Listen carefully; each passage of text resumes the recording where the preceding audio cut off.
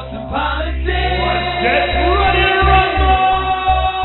You wanna talk smack? You in the right place. So take a step back before I get all up in your remember, because I don't remember.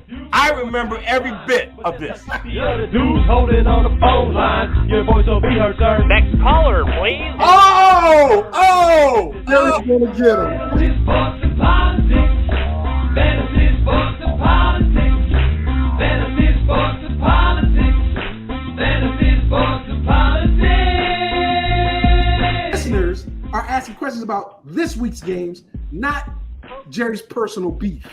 So what's your thought?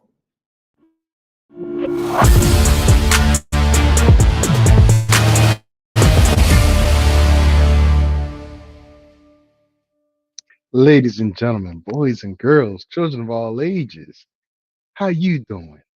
It's me, Mr. FSP, doing what I do for you all day, every day. It's Saturday. We had some legendary preseason football yesterday. And I'll put it this way. It was the highest viewed preseason game in NFL history. And Shedeur Sanders did not disappoint.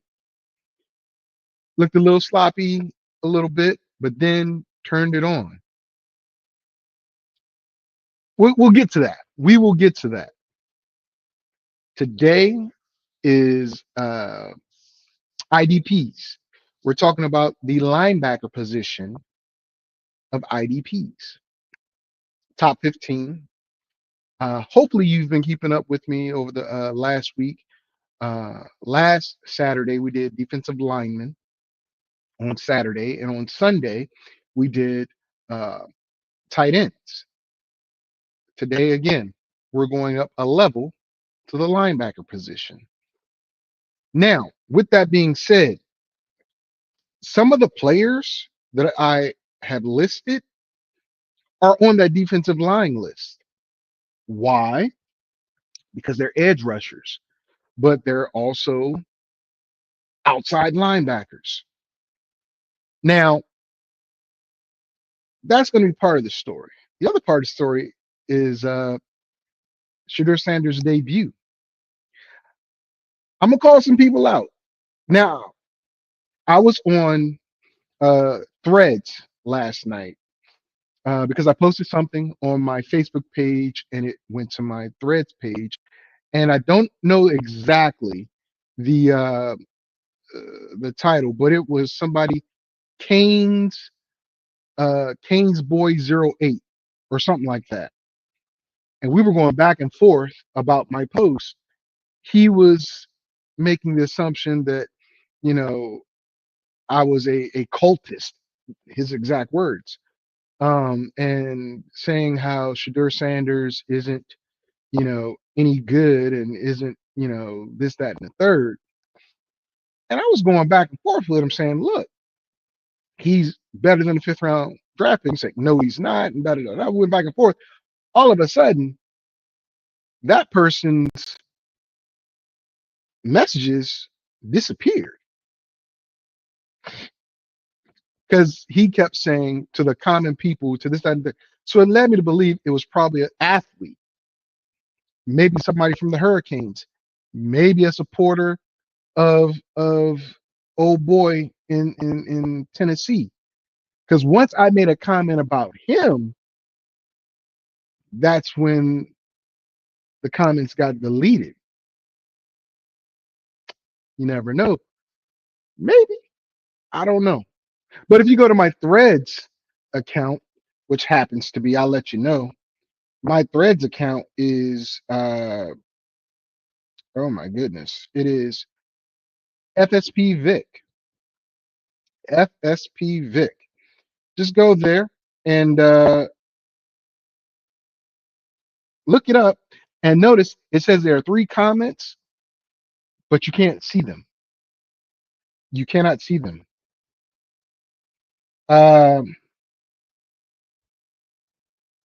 Give me 2 seconds.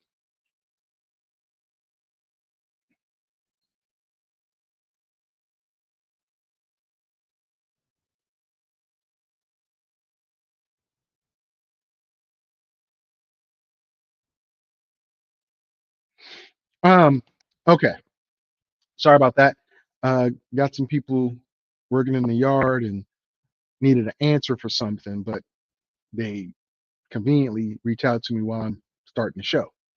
Anyway, so Cam, I mean, if that was Cam or a Cam lover, you know, hey man, don't be ashamed of what you wrote. It was dogging out Shedeur and saying, he's only playing because it's, and I'm like, okay. Because basically what I said was, this is a smart move by the Cleveland Browns to play him for most of the game or all the game to market him. And based on what the owner said just 2 weeks ago, he's not his pick. This is Andrew Berry's pick. It's all on Andrew.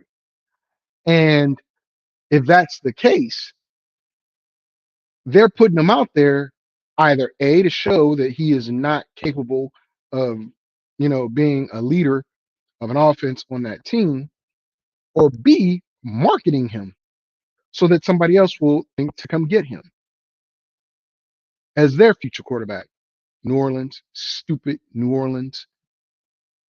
We're gonna see about New Orleans. We're gonna see about New Orleans and Cam today. Yes, we are. But with that being the case, the person came back and said some things, and like I said, you can't find them anymore. They're gone. Even my replies to his comments are gone. I'm like, where they disappear to? But we'll get into that later. We're also going to talk about injuries. A lot of injuries have popped up, and we're just in preseason. A lot popped up in camp. The Chargers losing their starting left tackle who just signed a big contract a week prior, gone for the season. Is it the equipment? Is it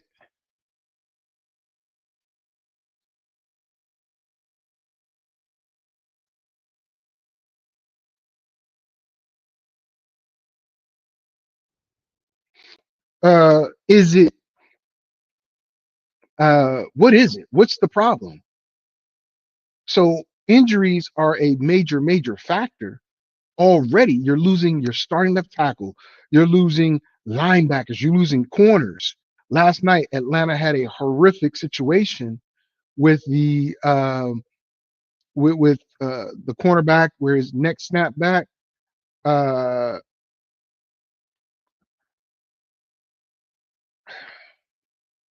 Sorry guys.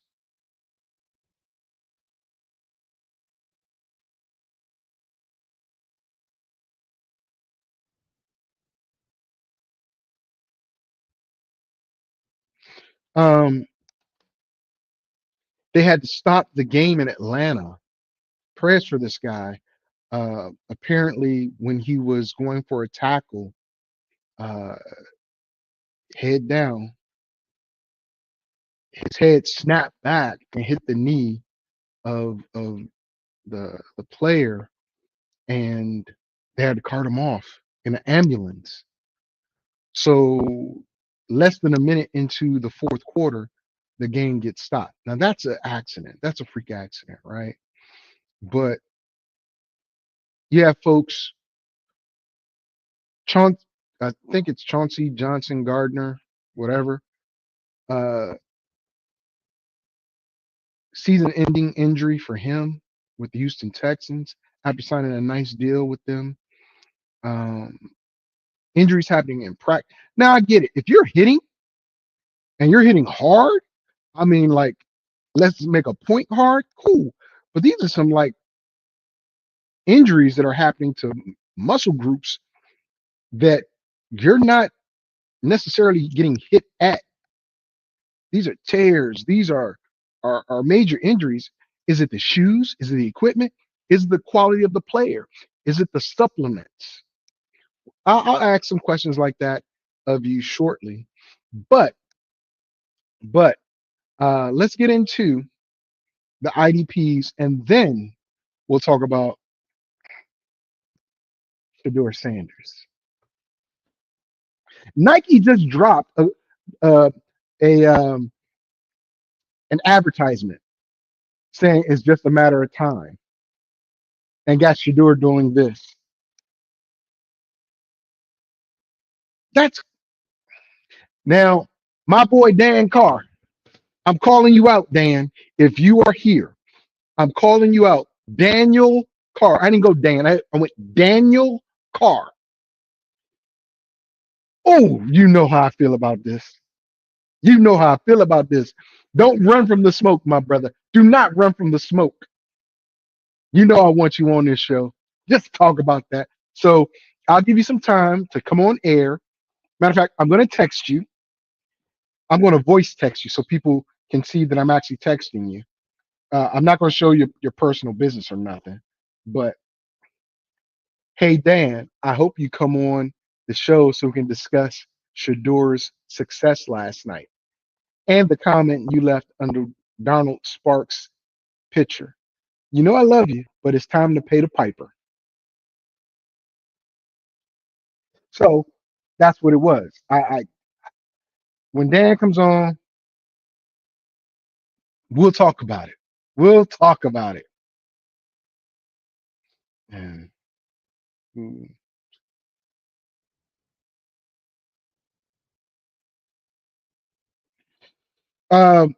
so let's get to this music. Let's get to these rankings. And if that was Cam Ward or somebody that supports Cam Ward that I was going back and forth with on threads, hey, I'm right here. Come see about me. I duck no smoke. I will give my honest opinion on Shedeur and Cam. All you gotta do is look at what I said about both in the past on this channel. But don't be afraid. How the song? Don't be afraid of the way it feels. It's for real. That's right. It's for real. And I'm coming. And I'm coming. So let's play this music. Let's get these IDPs. Let's have some fun. Shall we? So, what is an IDP for a person that doesn't know? Individual defensive player. As I showed last week, some IDPs, in fact, most IDPs last year, made more points for the season than actual tight end skill positions. If you're in a league that doesn't use IDPs, I mean, I get it. I get it. Somebody's afraid. Somebody doesn't want to try something new. But I'm telling you, these can change your life. Look, I'm not trying to convince anybody to play in leagues with IDPs. I'm not. I'm just telling you.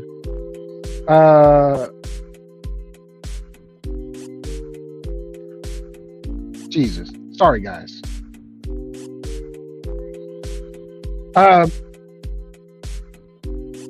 I'm not trying to tell anybody to just jump in an IDP. I'm not.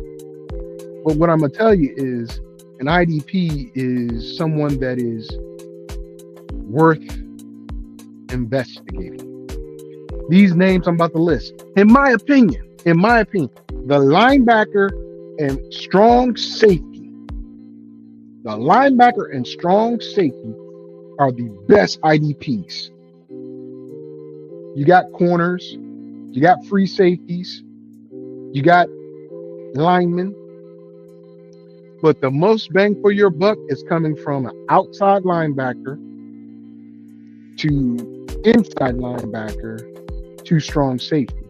You might say, why is the outside linebacker more valuable than the inside linebacker or middle linebacker versus the wheel with Sam? Two reasons. Those outside guys, they blitz more. They cover more. The middle linebacker or inside linebacker, they get the opportunity to stop the run game. But the NFL, slowly but surely is going back to the run game.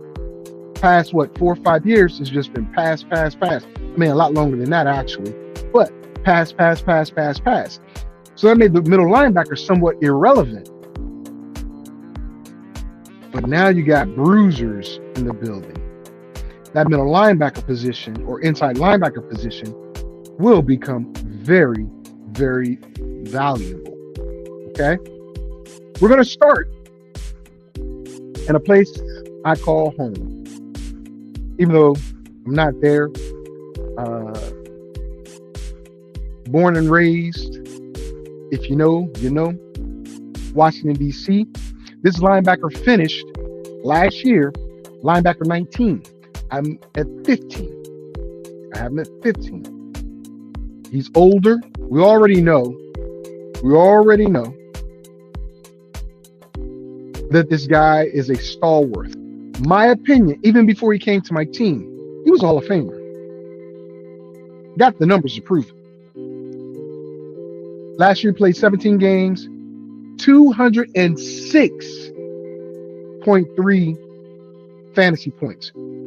There were only 3 tight ends that had over 200 fantasy points last year.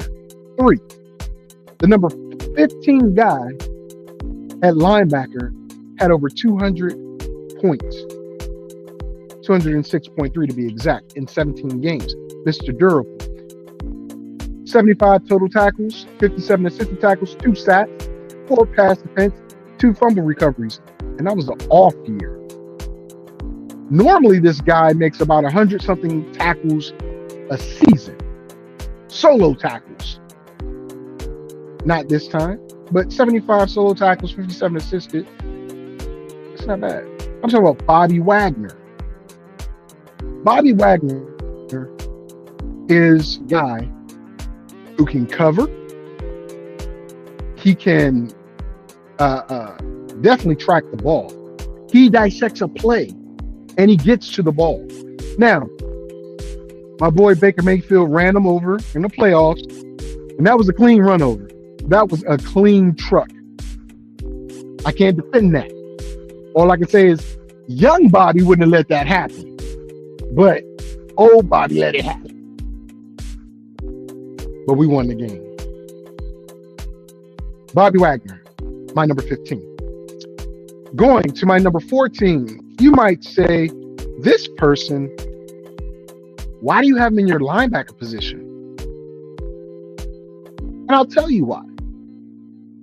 Last year, finished linebacker 52. But he also played all over the line. All over the line.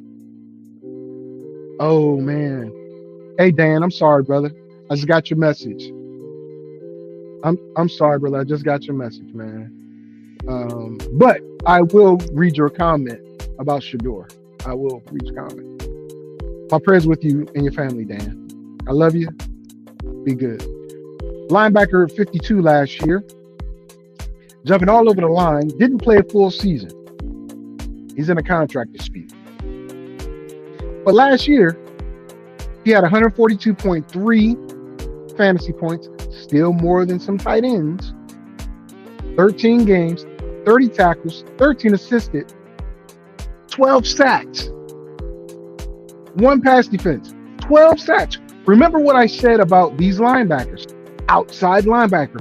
They played him outside, DN, and middle. He has a lot of versatility.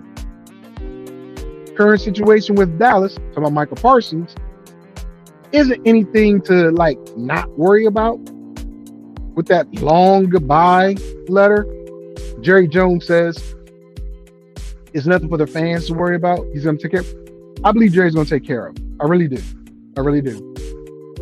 Michael Parsons at number 14 is at 14 because of the low tackles.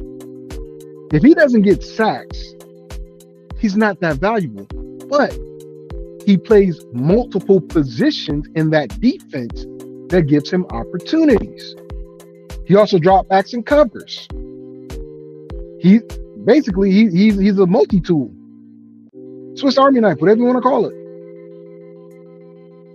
But Michael Parsons, number 14. Number 15. Now, I'm going to tell you, I don't have a lot of hope for this team, even though if you listen to the preseason breakdowns of the various divisions, happens to be the AFC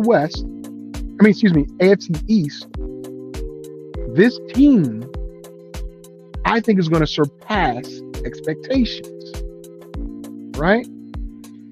This is one of the reasons their defense is so stacked. I worry about the quarterback position.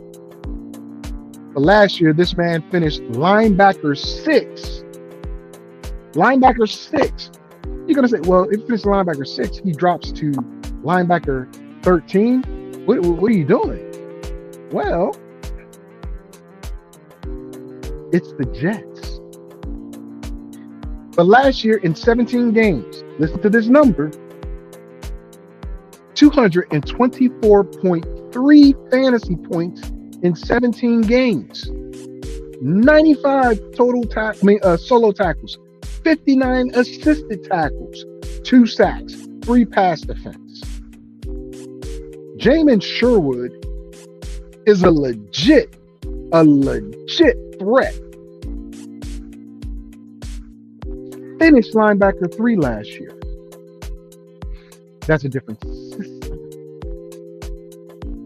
That's why I dropped him.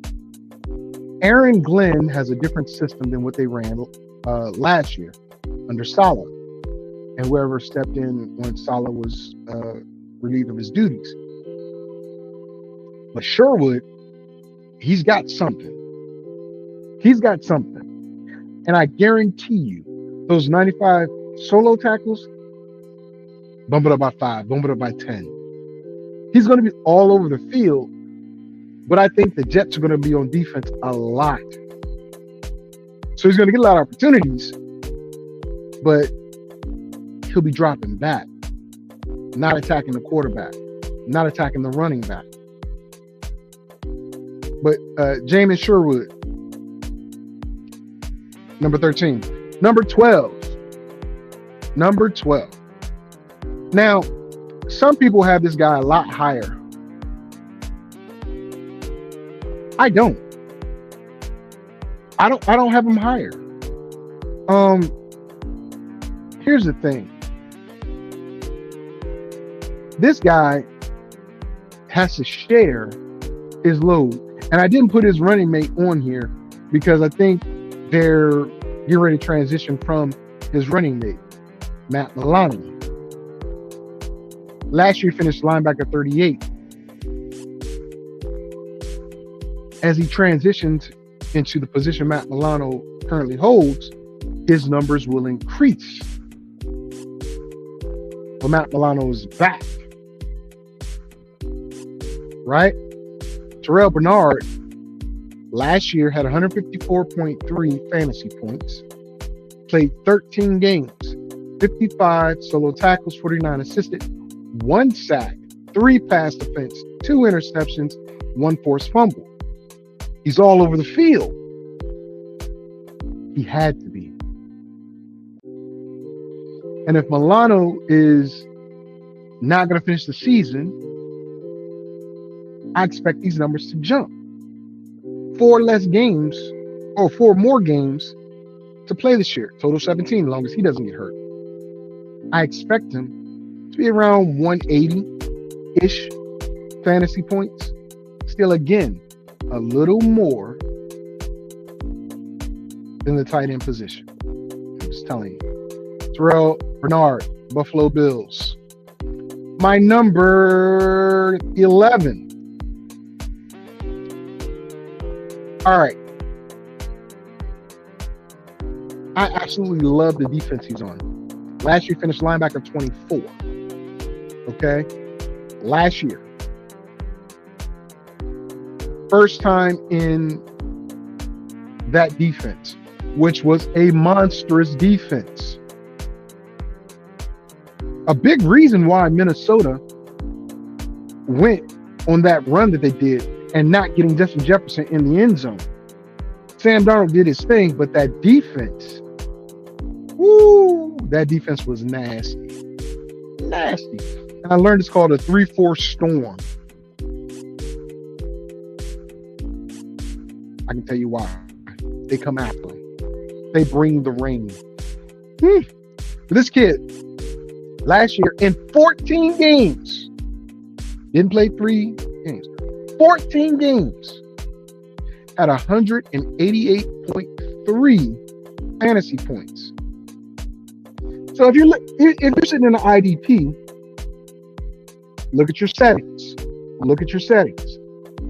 Do you want to go after a tight end that's not in the top 5 or 6 tight ends first, or do you want to go after an IDP?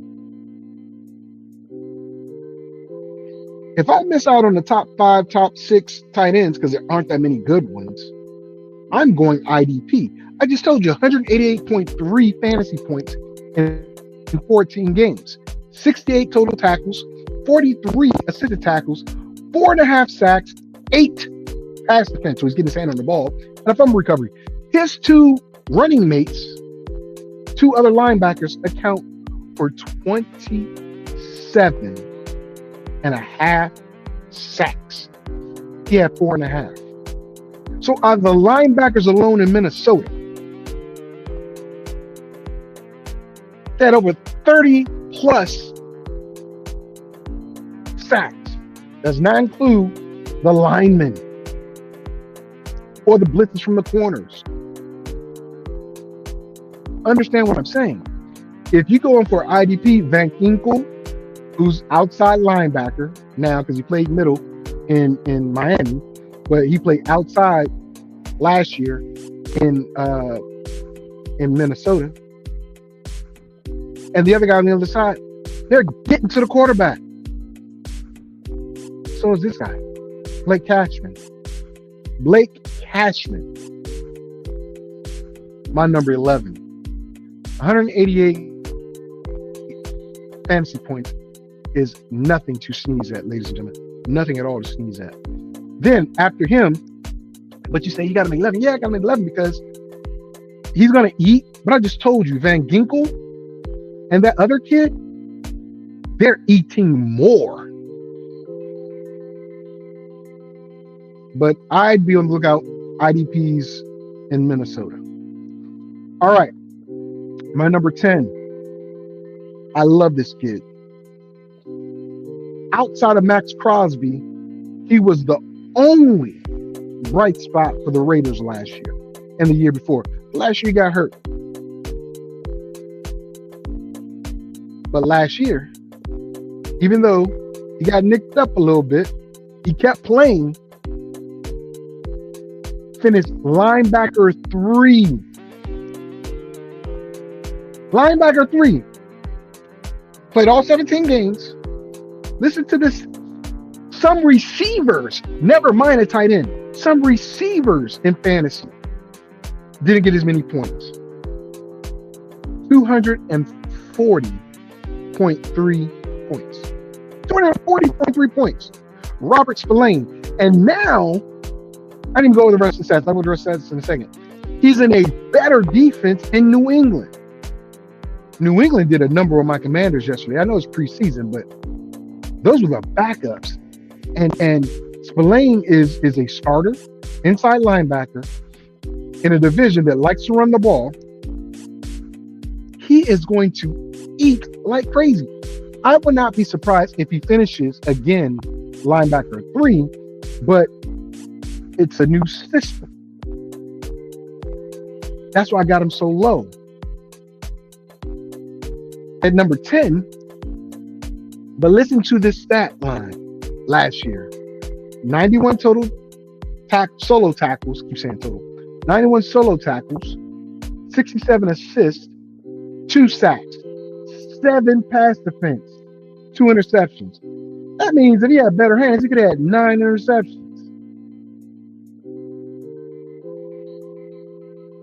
240.3 points from an IDP.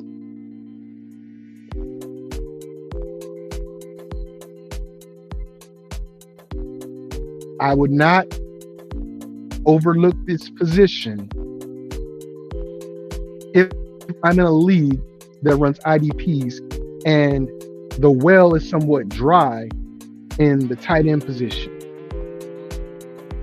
maybe even the bottom half or the bottom third of receivers. No number 3 receiver is going to get you 240 fantasy points. Some number 1 receivers won't get you 240 fantasy points. Take it for what it's worth. I'm just going to give you what I think. Okay? Robert Spillane, number 10. This guy, I'm going to tell you, last season, he finished linebacker 121. But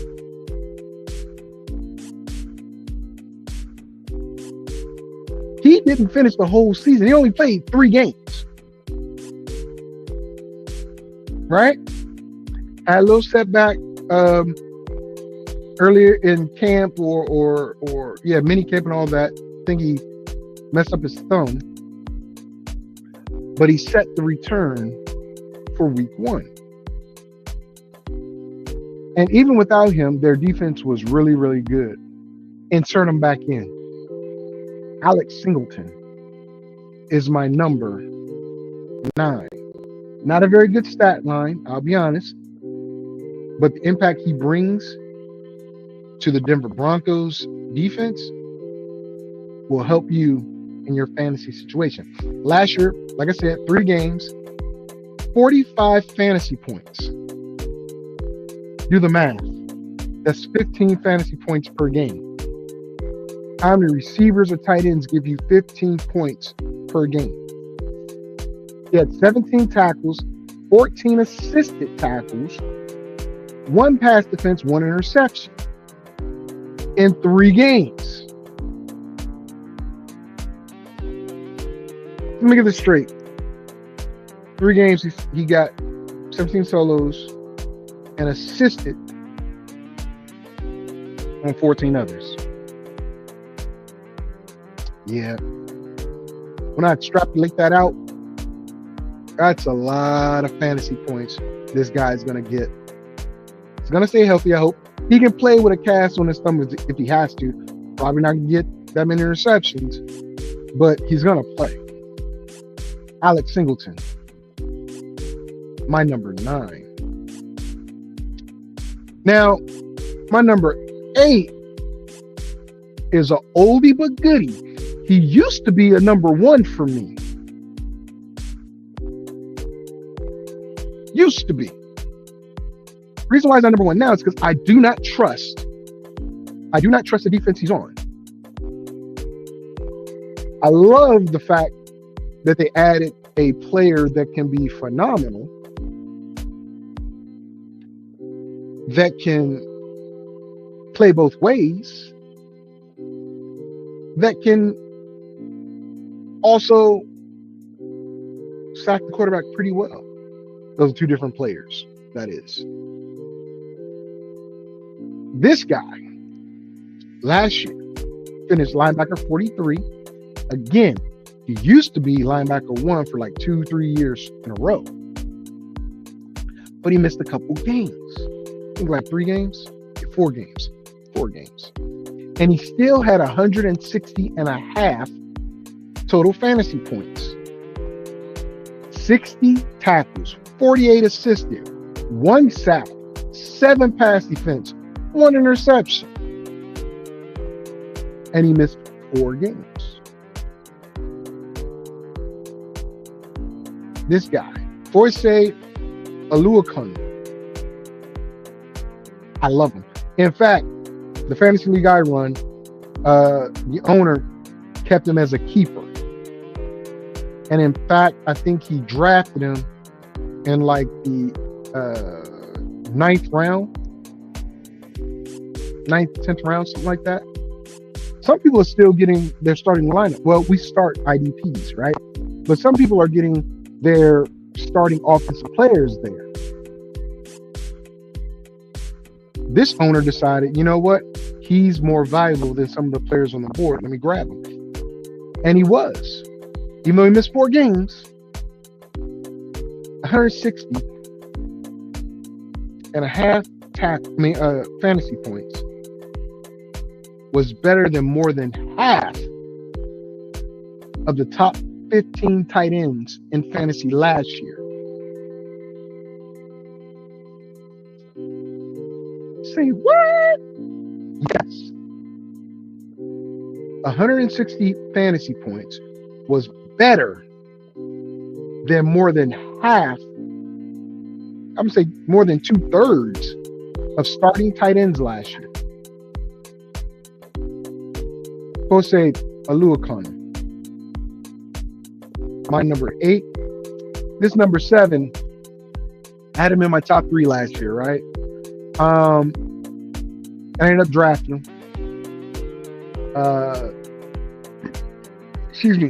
He finished linebacker 25 last year. Started out with the Seahawks. Got traded to the Rams. And that Rams defense is a monster.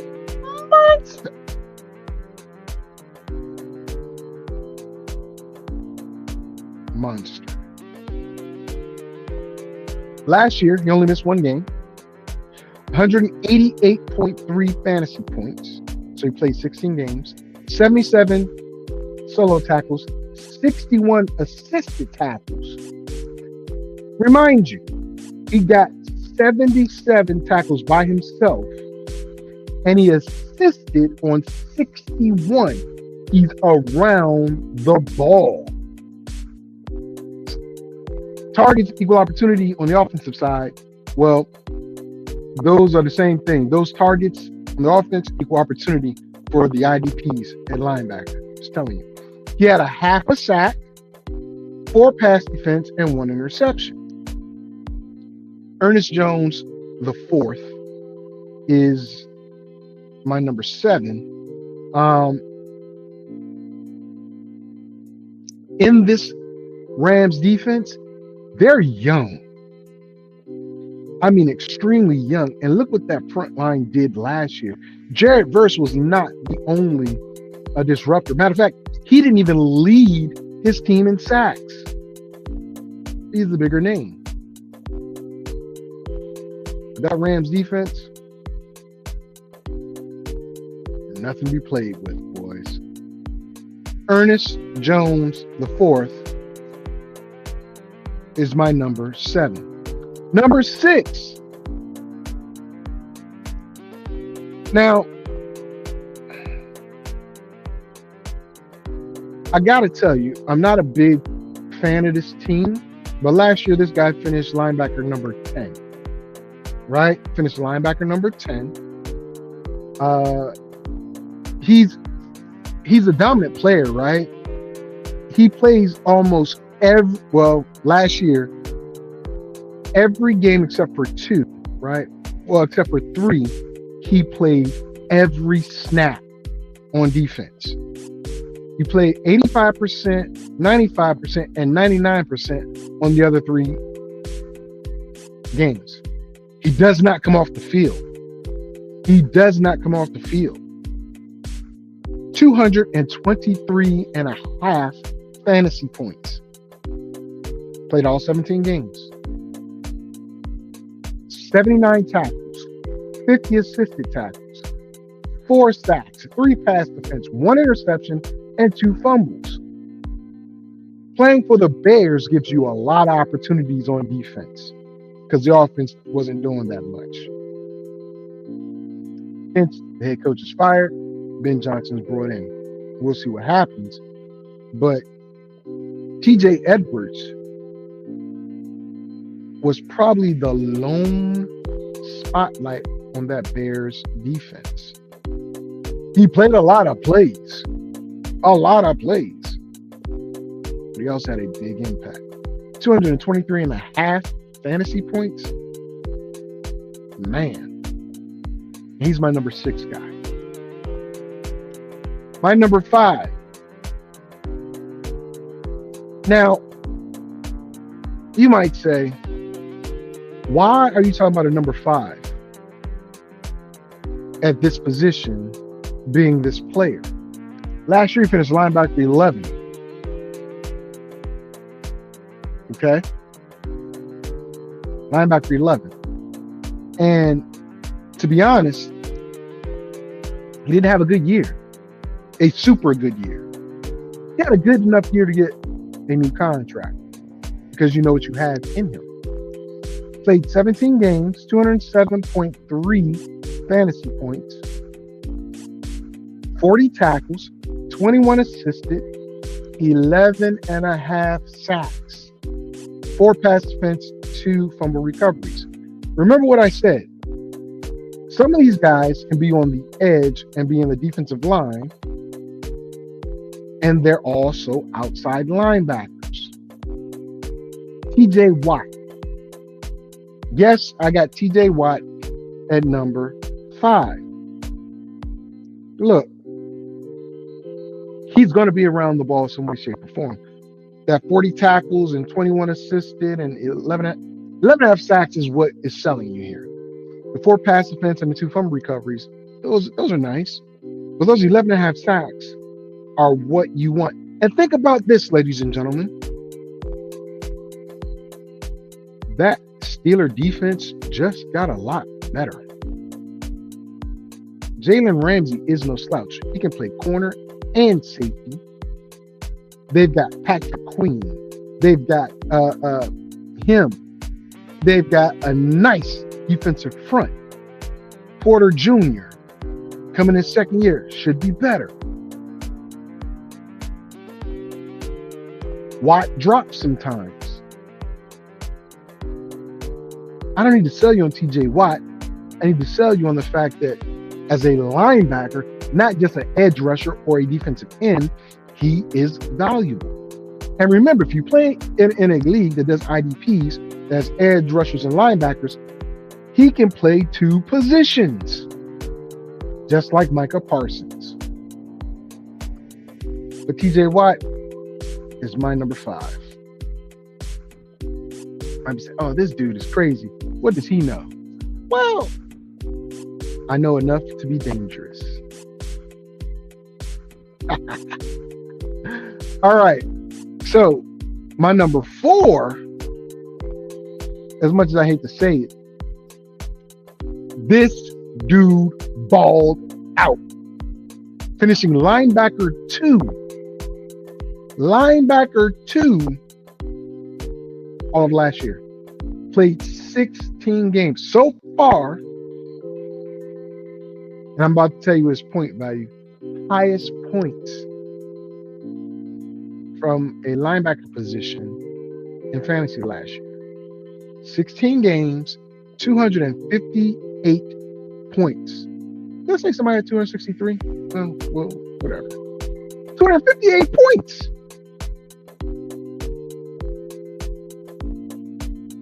$92 solo tackles, 58 assisted, 3.5 sacks, 4 pass defense, 1 interception, 1 fumble recovery.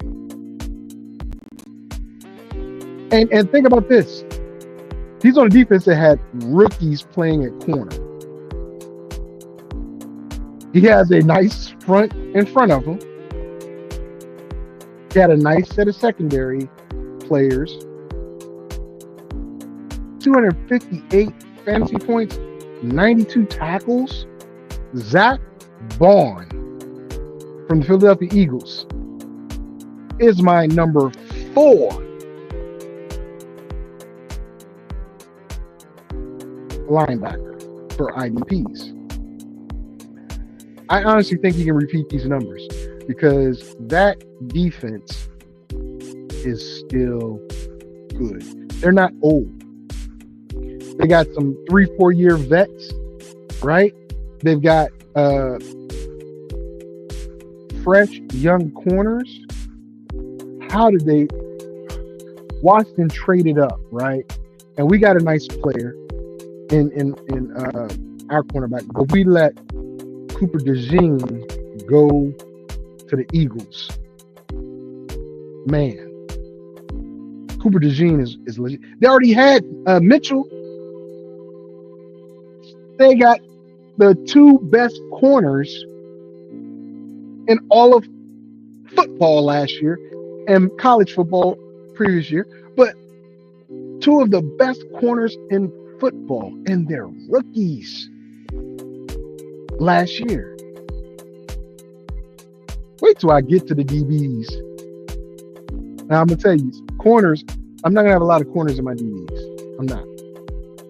But these dudes ball. Zach Braun is gonna ball again. I'm not gonna say fly Eagles fly because I want them to burn after what they did to my Commanders in the championship game. Just saying. Okay, my number 3 is an oldie but goodie. Right? Last year finished linebacker 14, and I'll put it this way: he lost his running mate. He lost his running mate. He has a new person to go beside him. But he's always all over the field.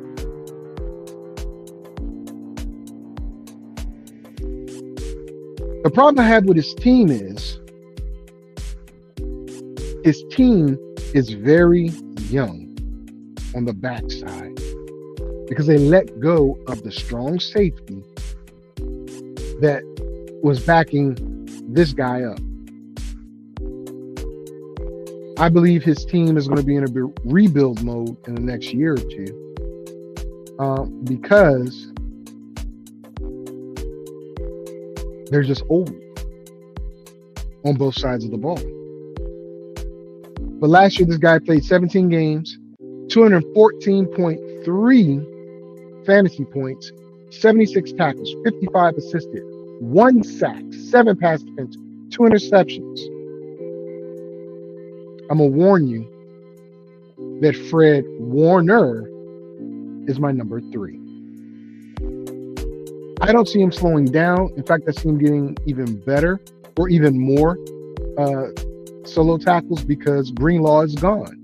They're relying on the young kid that came in during the Super Bowl when Greenlaw tore his ACL coming off the sideline to step in and make some things happen. Right? But can that kid do it over 17 games? Because Greenlaw came back last year. And as soon as he got healthy, they put him in and put the kid on the bench.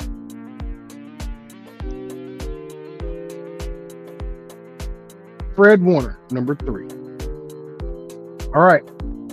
On number 2, Mr. Consistent. But last year, he finished linebacker 15. But on the team he's on, he only missed, I believe, 1 game last year. Yeah. He missed 1 game. And even though he missed 1 game, he's on the field the bulk of the time. He had 211.3 fantasy points. Have I mentioned 1 IDP? Yeah, I have. 1 IDP less than 150? No. Unless they were hurt all year, like most of the year, like Singleton. But these IDPs are getting way more points than tight ends and some more than receivers. 211.3 fantasy points in 16 games. This guy had 81 solo tackles, 73 assisted tackles. So he took on the ball carrier 81 times by himself and won. He assisted in 73 all over the field. 1.5 sacks, 4 pass defense, 1 interception, and 1 fumble recovery. Right? All I can tell you is when you're looking at IDPs, look at that assist number. Yes, you look at the solo tackles, but look at that assist number. That tells you if they're always around the ball. Roquan Smith of the Baltimore Ravens is always around the ball. IDP linebacker number 2 for me. Can't stop it. Won't stop. Oh, nope, can't do that. And I ain't put no baby oil on and I don't go that route. Sorry. All right. that leaves us with the number one IDP. The number one IDP started out last year as the number one IDP, finished as the number one IDP. Turned 29, played every snap on defense last year. Every snap. I'm going to tell you his fantasy number real quick. 280 fantasy points last year. That's lower in running back numbers.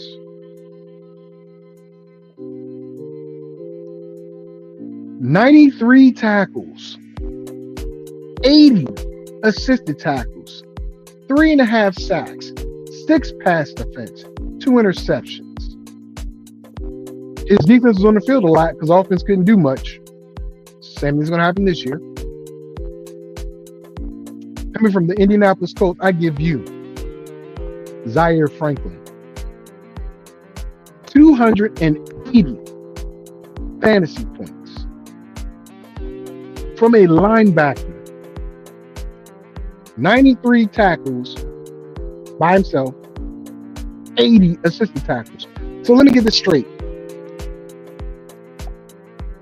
If he wasn't tackling you, he was helping tackle you.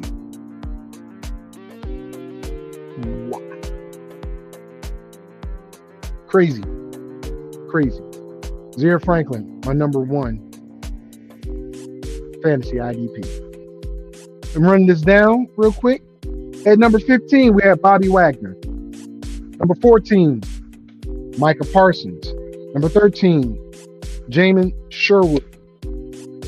Number 12, Terrell Bernard. Number 11, Blake Cashman. Number 10, Robert Spillane. Number 9, Alex Singleton. Number 8, Foye Oluokun. Number 7, Ernest Jones IV. Number 6, TJ Edwards. Number 5, TJ Watt. Number 4, Zach Vaughn. Number 3, Fred Warner. Number 2, Roquan Smith. And number 1, Zaire Franklin. Now here's a tip. I'm going to give you this tip. When I draft either at the 1 or the 12, right, in an IDP league, I grab 2 of those top back to back. I got the last pick and the first pick in the rounds. That's if I get Zaire Franklin and Roquan Smith together, man, that's 400, almost 500 fantasy points on 2 players alone.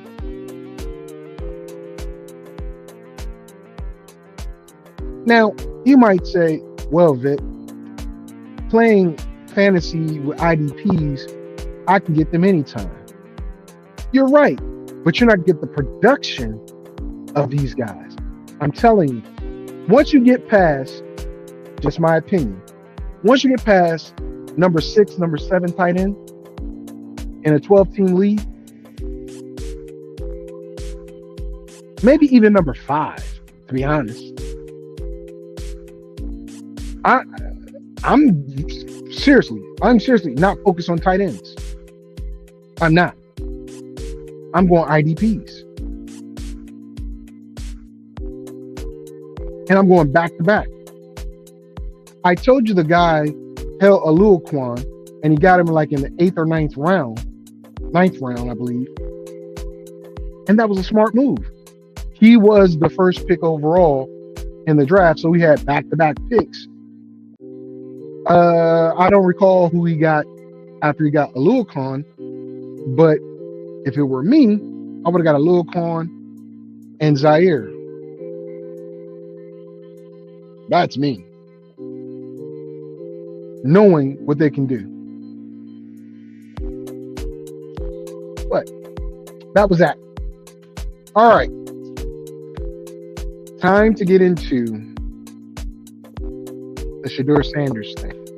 Now, My buddy, I'm gonna say something real quick. Hey Dan, my prayers are with you and your family. I hope that things work out. You know, I love you, brother. Don't worry about it. I am going to dog you out on the show, but when you come back, you know you got a seat at the table. And I'm going to share what you said about Shedeur Sanders with the audience.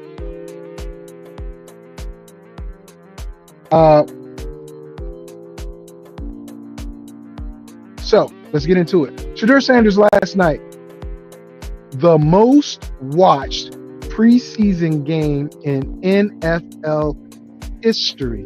This is not hyperbole. This is not me pulling numbers out the sky. This is a reported fact. Nike, shortly after the game, throws up an advertisement of Shedeur like this, saying it's just a matter of time. Now, my buddy Dan, under that photo that we both saw, said that can go either way. ...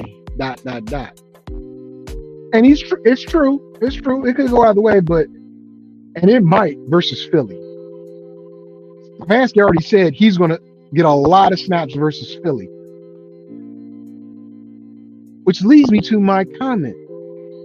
Either A, they're trying to showcase this kid so they can trade him, or B, trying to prove that he can't play.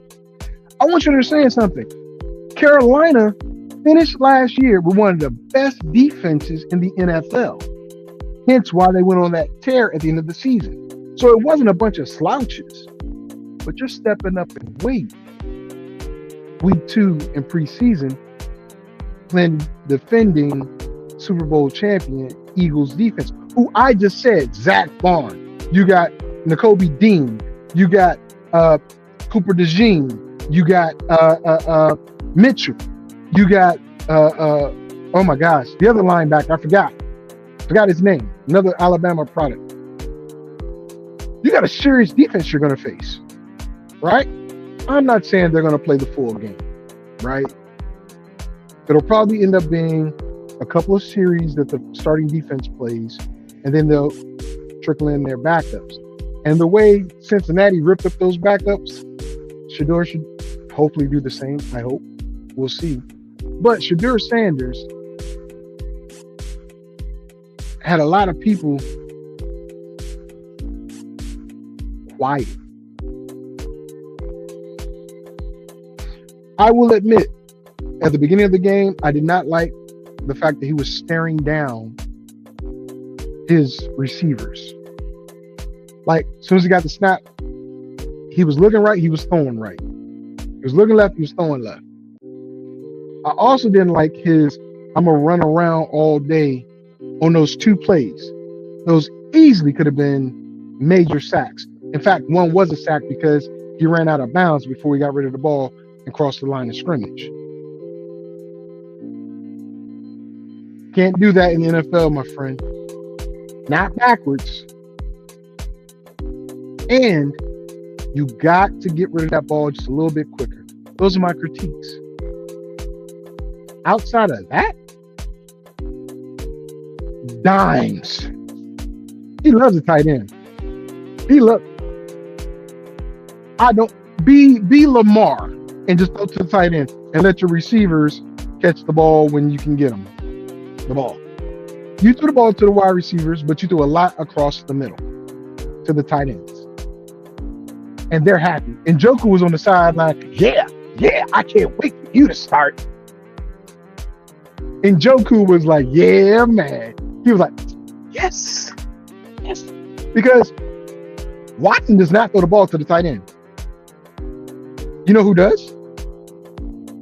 Shedeur, as well as Flacco. So they love him.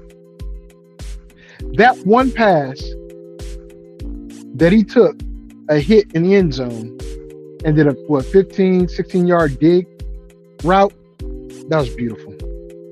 Then the one-handed catch by the, I guess he was an H-back or the running back going down the sideline. Beautiful pass, could have been a little better, but an excellent catch. He found the open man. They're going to have to put him in a lot more boots, and meaning bootlegs, and a lot more play action. I'm telling you, the kid is good. Now, I want to hear what your opinion is about it. Let's talk about what my guy Dan said. As far as Shedeur Sanders, he did well. Above 500 on completions and 2 TDs with no interceptions. Looks good. As for my comment on,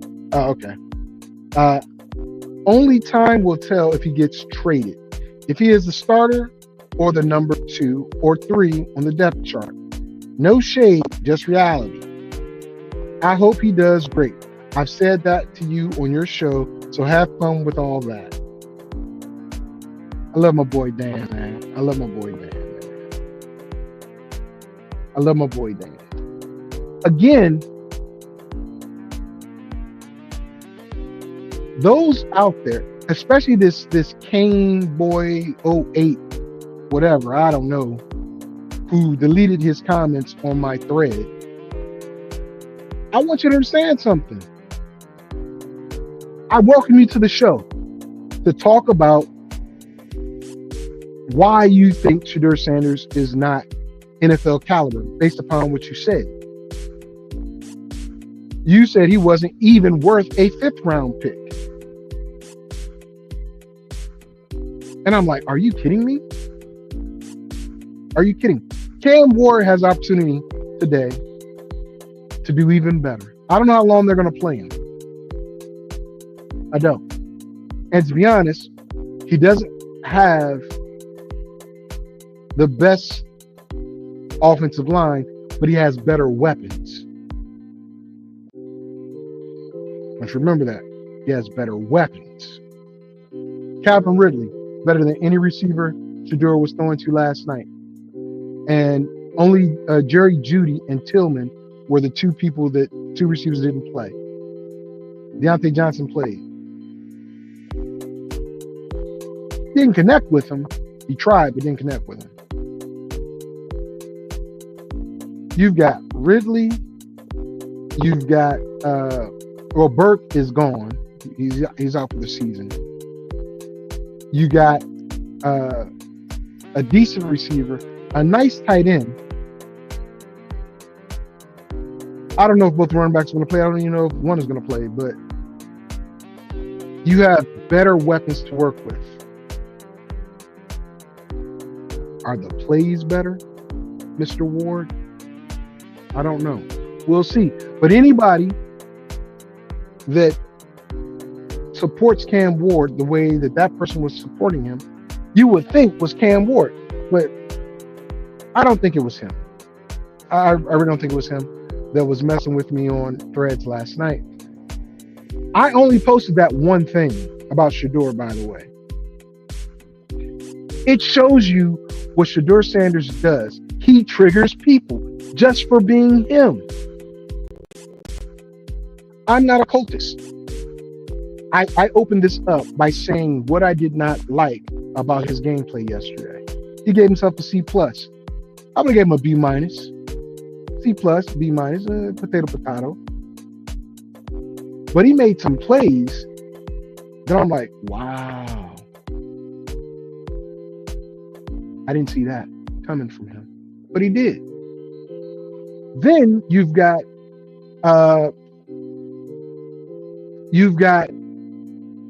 the team. The teams around him.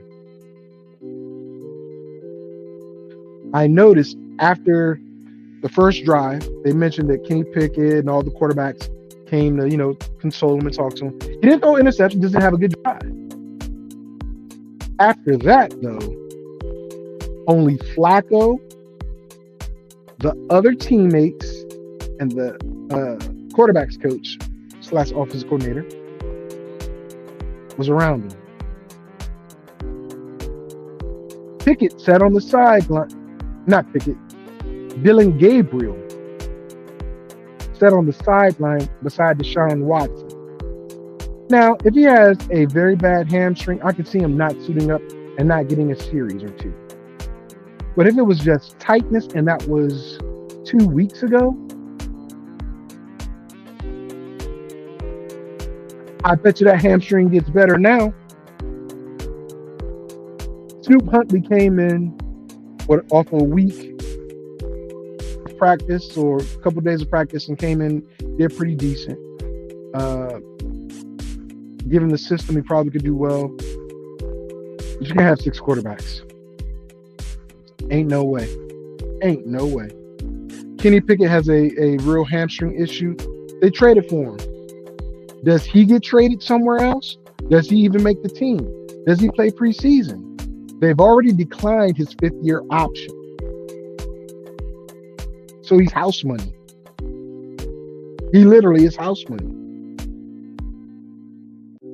But if you cut him or trade him, and you cut or trade Deshaun Watson, Joe Flacco's backed up by 2 rookies, one of which, Shedeur Sanders, who played very well yesterday, might just have the locker room in the palm of his hand. The other hasn't played yet. And I like Dylan Gabriel. Like I said, he left OU to go to Oregon, where he had more weapons, and he almost went to a national championship. He was the leader of the number 1 team in college football, was a Heisman candidate, even though he shouldn't have been, just my opinion. And let's be honest, Oregon had better players across the board. They did. Receivers, running backs, line. So when people say Dylan Gabriel's numbers in college were comparable to Shedeur because he was behind him, I say, okay, cool. You stack Colorado's offensive line, Colorado's receivers, Colorado's running backs to Oregon's offensive line, wide receivers, and running backs. And you tell me who had the better offensive team. Better yet, let's see who got drafted ahead of who.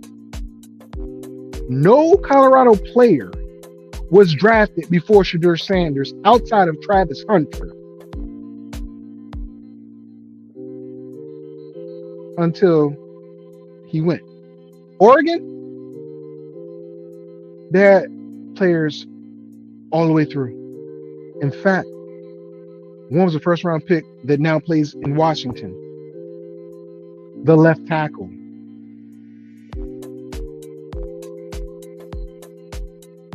No Colorado offensive lineman was drafted or even signed in free agency. I'm not putting Dylan Gabriel down. What I'm saying is the comparison of Dylan Gabriel's talent to Shedeur's talent ends at quarterback arm strength. Dylan Gabriel has a stronger arm. I will admit that. Outside of that, he's shorter than Shedeur. He's a little bit more mobile than Shedeur, but we saw Shedeur could run 4 rushes, 19 yards. Took a sack. But putting the ball where it needs to be, Shedeur led the nation in completion percentage all time and for that season. Dylan Gabriel is a very good quarterback. If not for him being on the same team with Shedeur, I think Gabriel has a shot at being the number 2 or number 1 quarterback. But he's just not better, in my opinion, than Shedeur. He needs to play versus Philly. Absolutely. He needs to play versus Philly and do better than what Shedeur did. Now, if he, again, quality of opponent. if you can put up similar numbers like Shedeur did, which weren't spectacular, but good enough, versus that Philly defense, I'll give you way more credit than versus Cleveland's second and third teamers. But he also faced, that's Cleveland, the Panthers, second and third teamers. He also played the Panthers' first teamers in the first series, which he did not look good against. So, the Shedeur Sanders haters, I'm waiting. The doubters. You don't have to be a hater, you can be a doubter. One preseason game does not make an NFL career. It doesn't. But one preseason game shows you're not a 5th round draft pick. At worst, my opinion again, he's a number 2, 2nd round draft pick. At worst. Now, the person I was on Threads with, Hurricane Boy 08 or whatever it was, he was saying something on the lines of, well, all these people got hurt and that's why we're here where we're at and blah, blah, blah. And I'm like, okay, bro, miss me with that, because all those people said those negative things. And I brought this up too. It did get posted because his comments got deleted and I was replying to his comment. I was saying how the reporter in New Orleans admittedly put out misinformation, lied on Shedeur about his interviews with the different teams and blah, blah, blah. And notice how none of those teams rebutted it at all when they should have, but it's okay. Check, we'll remember. So when you have people coming out saying, well, I didn't want the team to draft them, so I put those out. You're a reporter. You're supposed to tell the truth, right? Unless you work for Fox. And if you work for Fox or alt-right, whatever, and I get it, you're gonna lie. You're gonna shade it, which you did. But when I was telling this guy or gal, I don't know, male, female, those things came out, and that played a part in a lot of what these other GMs who probably did not interview him thought, because they have to go on secondhand information and what they saw in college. What they saw in college, I grant you, it was not polished. He did take a lot of sacks. He did rely on Travis Hunter, but he also got the ball to a lot of different people. There was no run game. They tried a little bit, but it wasn't no run game.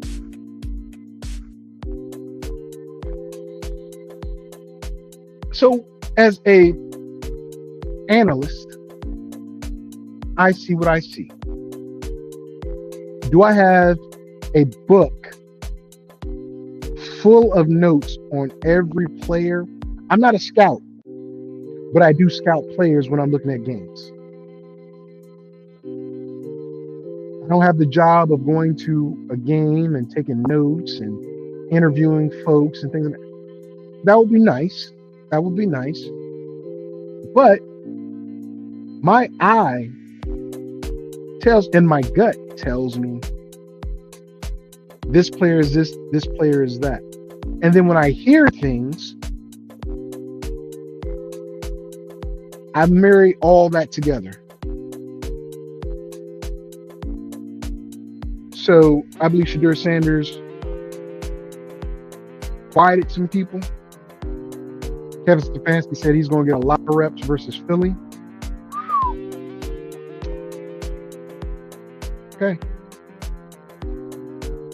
I hope Dylan gets a lot of those. Because only got 3 preseason games.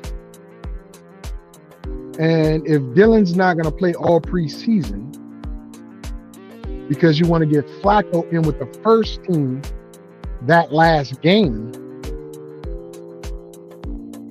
and you keep Dillon because he's a 3rd round pick, and you keep Pickett because you traded for him, and I'll be honest, I think Kenny Pickett would do decently in New Orleans, but we'll see how this first or this 2nd round pick they got does, right? And you got Watson, who's on PUP. So you're either going to have to trade him, cut him, or put him on the roster after week 4. And Shedeur played the way he played, and he does decently versus the Philadelphia Eagles. Huntley's a camp arm. Get it. Got it. Good. But Cleveland, can you possibly keep 6 quarterbacks and hurt another skill position? Or defensive line or offensive linemen? Or special teams?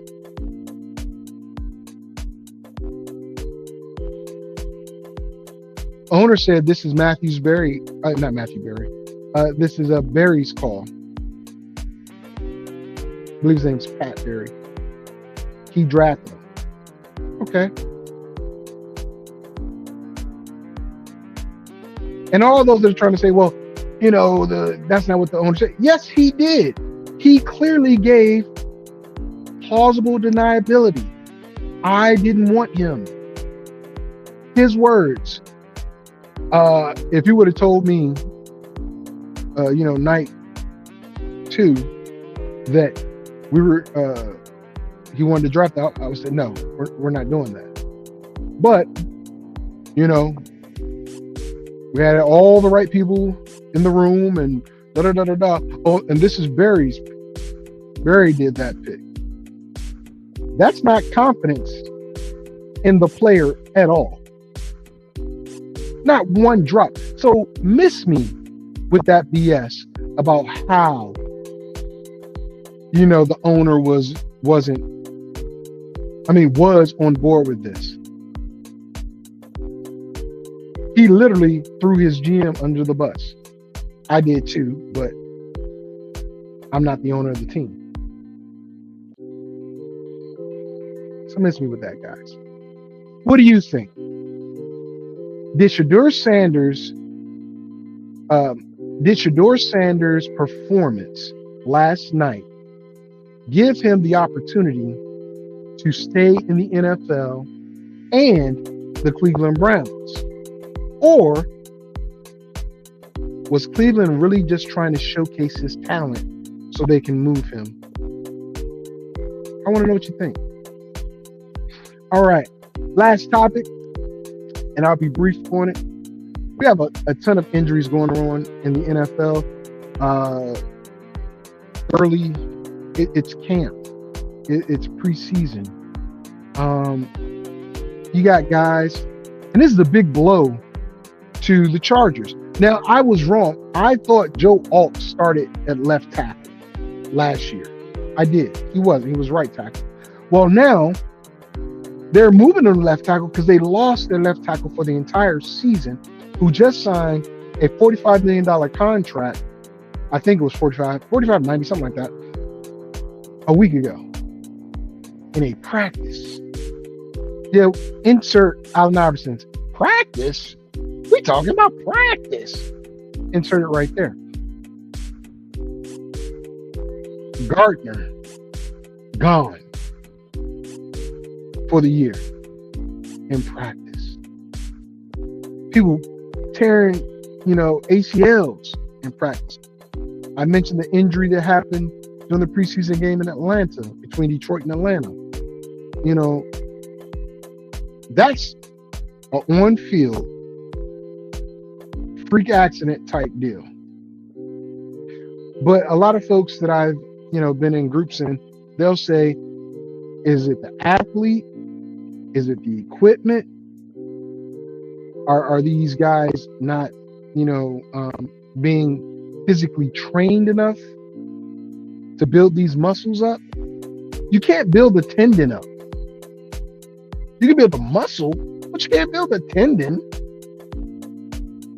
There is no that I know of, there is no exercise or supplement that builds your tendon. I don't know of any.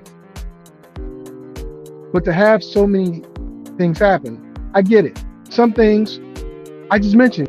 Dylan Gabriel, hamstring tightness. Kenny Pickett, hamstring issue.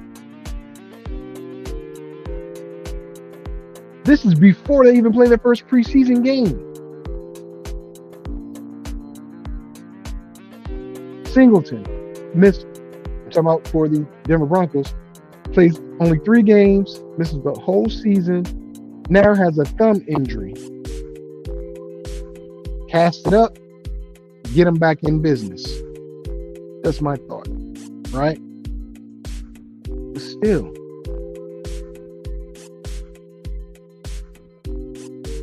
Similac helped a lot of kids. These kids ain't Similac kids. They are not Similac kids. And a lot of players, a person I am in a group with, Dave, and if you watch this, Dave, I'm giving you your props. He says, and I agree with him, I didn't think about it. Could it be the fact that a lot of these players wear low top tennis shoes? Not just the skilled position players, receivers and running backs. Quarterbacks, linebackers, linemen, other positions are wearing low cut instead of mid to high top cleats. Those cleats are designed to protect all parts of your lower body, the ankle. So you get taped up. Okay, that gives you a little bit of support. It also limits your mobility. But that tape is on your skin, on your actual body, not the padding of the tennis shoe around your body. Let's think about it this way. The protective helmets that they put on top of the actual helmet, it makes them look like bobbleheads now, but it's designed to stop concussions or reduce the likelihood of it. Think about a high top or a quarter top the same way. It might not be the thickest of foam or the thickest of material, but it acts as a buffer between your body and anything that might come in contact with it. Now, the pectoral tears and the bicep tears, you know, big boys get hit in the chest. They got the arms out all the time. You can do that lifting weights, quite honestly. But it's also a stretching thing. You can stretch all of this. You can stretch all of this. You might not like it because you had a heavy lifting day a couple days ago, and now you walk around like this. Trust me, I've done it. Right? And it hurts to move your arms. But that stretch is there for a reason. That muscle is tearing from all the workouts you're doing and then reconstituting into a tighter, harder muscle. That's what you're doing when you're working out, right? But now you compound that with impact. Hitting the sled, blocking somebody, cutting, you know, planting your foot, making a sharp move, planting on the balls of your feet actually is a good and bad thing, because now you're stretching those toes, right? Like that. But then the rest of that body of the foot, ankle, and calf they're tight. Somebody hits you low, you can rupture anything. Patella tendon in the knee, all that stuff. So just understand that you got to protect yourself, athletes. If the pads are too bulky or whatever, and you just want to wear thin ones, you're putting yourself in a very bad situation. The Reaper's out there, right? The Turk is out there knocking on the door. Let me get that playbook. Because you're going to get hurt at some point. And your body's so used to moving with certain weight and without certain weight that you're going to have to adjust if you're putting on a knee brace, arm brace, or anything like that. Your range of motion changes. It's different. Be careful out there, fellas. With that being said, I want to thank everybody for tuning in and being part of the show. Went over the IDPs, went over Shedeur Sanders' debut, and I just finished injuries. You guys just don't know how nice it is to be able to talk with you. I like more interaction, but it's okay. I'm going to say something or post something that's going to get people talking. Just like that Hurricanes 8 boy, whatever. It's provocative. It gets them talking. I'll see you tomorrow, 10 a.m. Pacific, where I'm going to talk about IOPs, individual offensive players, wide receiver position. Who do I have at number one? Everybody has this guy at number one, really. Overall, we'll talk about it, okay? Until then, I'm out.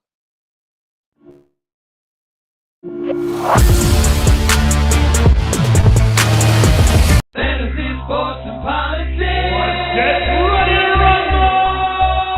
You wanna talk smack? You in the right place. So take a step back before I get all up in your Remember, because I don't remember. I remember every bit of this. The other dude's holding on the phone line. Your voice will be heard, sir. Next caller, please. Jerry's gonna get him. Fantasy, sports, and politics. Fantasy, sports, and politics. Fantasy, sports, and politics. Fantasy, sports, and politics. Listeners are asking questions about this week's games, not Jerry's personal beef. So what's your thought?